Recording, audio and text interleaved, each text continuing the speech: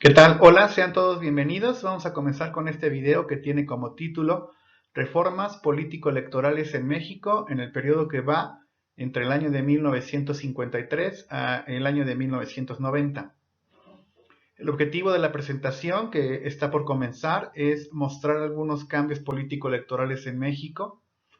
También buscamos conocer los aspectos principales de las reformas político-electorales. Y al último, en la última parte de este video, pretendemos reflexionar sobre el desarrollo democrático en nuestro país dentro de este periodo. Dicho lo anterior, entonces, vamos a comenzar. Bueno, entonces haremos mención de algunas reformas político-electorales trascendentales en la época. Comenzaremos, por ejemplo, en el caso de 1953, cuando se le va a otorgar el derecho al voto y también el derecho a ser votada a las mujeres mexicanas.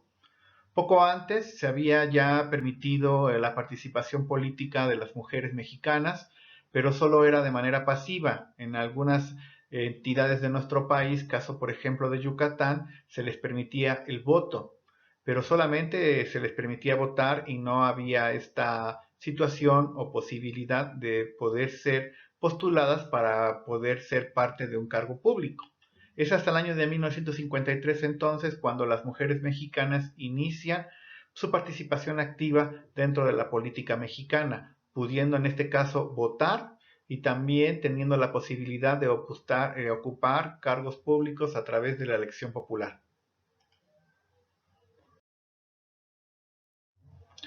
Continuamos y bueno, en este caso, en el año de 1963, se va a permitir que partidos políticos que obtuvieran 2.5% de votación nacional se les otorgaran de manera automática 5 diputados de partido.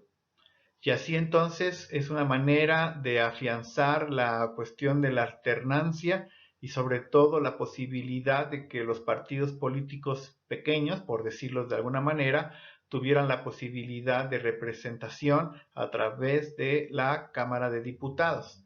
Entonces aquellos partidos que obtuvieran 2.5 de votaciones en una elección les otorgaban automáticamente 5 diputados. Se les llamaba diputados de partido. Y así entonces si obtenían más votos por cada medio punto porcentual, se les daba otro diputado. Y había un límite máximo de 20 diputados. Entonces en el año de 1963 en nuestro país comienzan a tener, pues, digamos, vida la posibilidad de que partidos políticos de oposición tuvieran esta oportunidad de tener, en este caso, diputados de partido para que pudieran ser parte de la discusión y de las decisiones políticas dentro de la Cámara de Diputados. En el año de 1969, continuado con esta línea del tiempo, los jóvenes mexicanos van a adquirir el derecho al voto. Antes podían votar, pero para poder hacerlo tenían esta cuestión, por ejemplo, de que tenían que tener estado civil casado y si eran casados podían votar a los 18 años. Si no eran casados antes del año de 1969, debían esperar hasta la edad de 21 años para poder ejercer su derecho al voto. Así entonces, en el año de 1969, los jóvenes mexicanos comenzarán también a tener una participación activa en la política nacional, porque ya no va a ser necesario que tengan esta situación de estatus o de estado civil casado. Otro cambio importante dentro de esta reforma político-electoral del año de 1969 es la posibilidad de que entonces, pues al final tuvieran la cuestión de ser parte de los cargos de elección popular, siempre y cuando, por ejemplo, tuvieran 25 años para poder ser diputados nacionales y en el caso de 35 años para poder ser, digamos, senadores. Importante darse cuenta aquí entonces de esta restricción.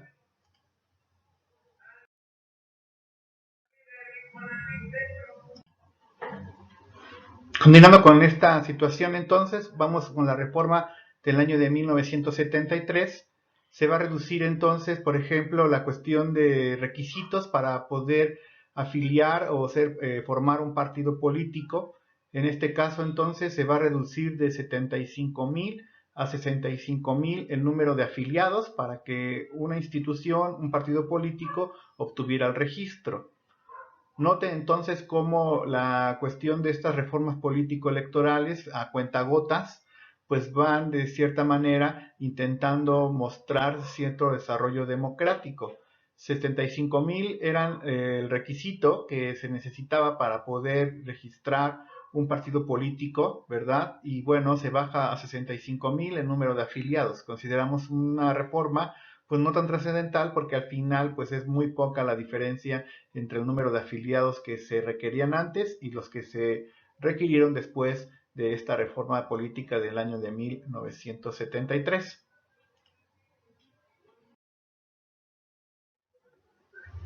En el año entonces de 1977 se va a tener esta cuestión de otorgar subsidios económicos a los partidos políticos que obtuvieran registro.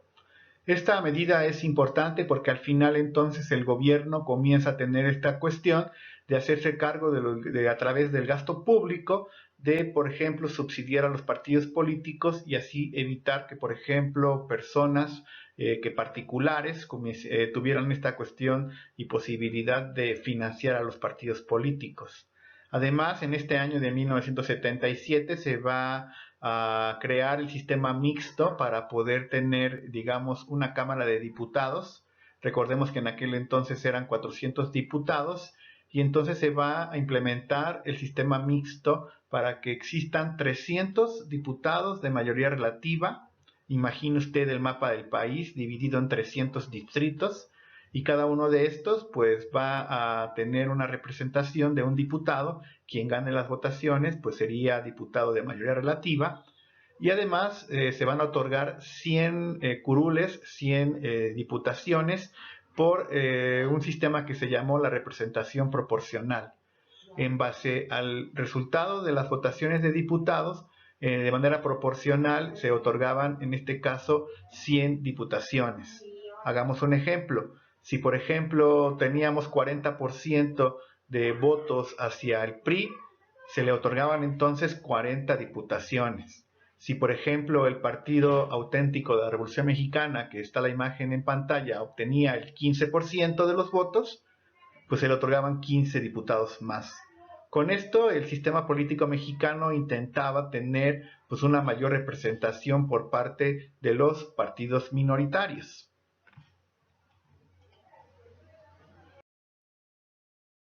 En el año de 1986 vienen otros cambios. Sucede, por ejemplo, la cuestión del aumento de 100 a 200 diputados en el sistema proporcional, cosa que acabamos de comentar entonces.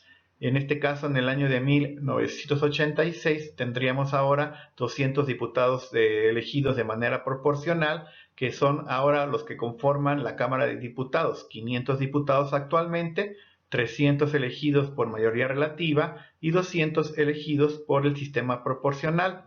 Además, en este año de 1986 nace la Asamblea de Representantes del Distrito Federal.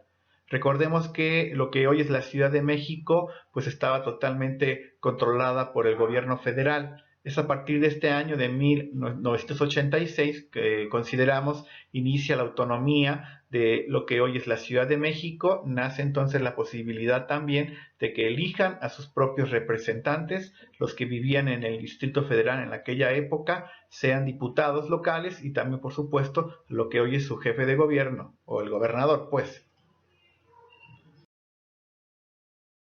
En el año de 1990 estaríamos viendo el surgimiento del Instituto Federal Electoral, IFE antes, hoy lo que conocemos como el INE, y entonces nace y comienza a surgir esta institución importante para nuestro sistema político electoral, porque entonces a partir de este año, de 1990, serán los ciudadanos los que van a contar, los que van a estar vigilando las elecciones para poder elegir a nuestros representantes.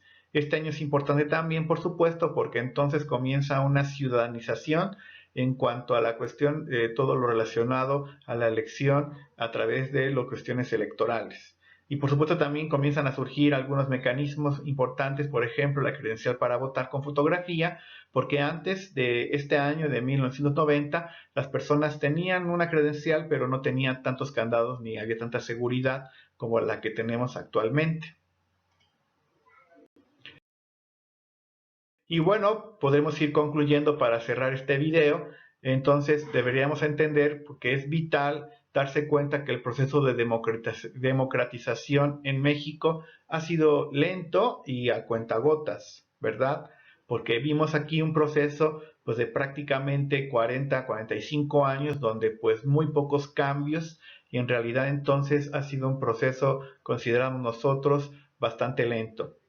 Las reformas vistas muestran un desarrollo artificial porque algunas parece solo consolidan el dominio del PRI. Por ejemplo, lo del sistema proporcional, porque al final le sigue dando más diputaciones a los que obtienen más votos, consolidando entonces el dominio de los partidos que siempre han dominado la vida política de nuestro país. Agradecemos muchísimo su atención. Dejamos a la vista el documento que utilizamos como base para la exposición. Nos estamos viendo y escuchando en los próximos videos. Hasta entonces.